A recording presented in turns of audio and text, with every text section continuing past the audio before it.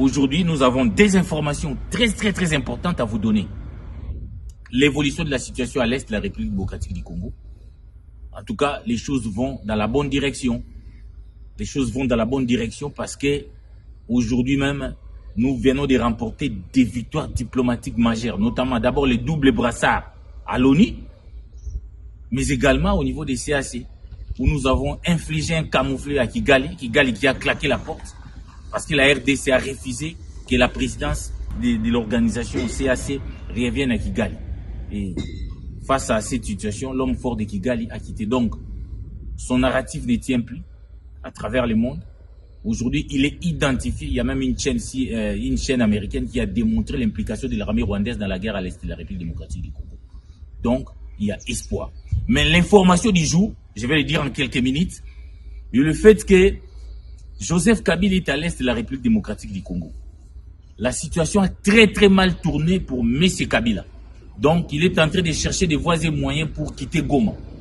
Alors que vous, comme vous le savez, Kabila était venu à Goma pour imposer un face-à-face avec Tshisekedi, notamment apprenant le leadership officiellement, parce qu'il est déjà leader d'IFCC-Cash, mais il voulait officiellement prendre le leadership de ces mouvements rebelles soutenus par le Rwanda pour imposer un face-à-face avec Tshisekedi. Mais aujourd'hui, les choses sont très mal en train de tourner pour Kabila.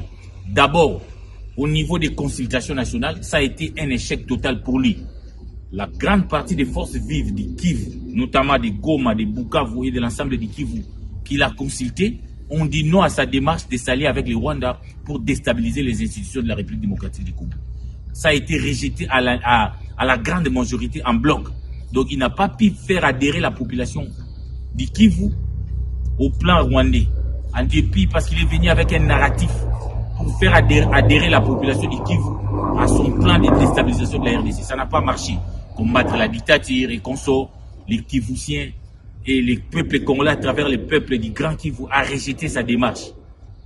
Après, aussi, il a connu un autre camouflet. Kabila voulait démobiliser les Wazalendo qui combattent aux côtés des FARDC contre les Rwandais. Il voulait les démobiliser. Il est venu avec une somme importante de l'argent.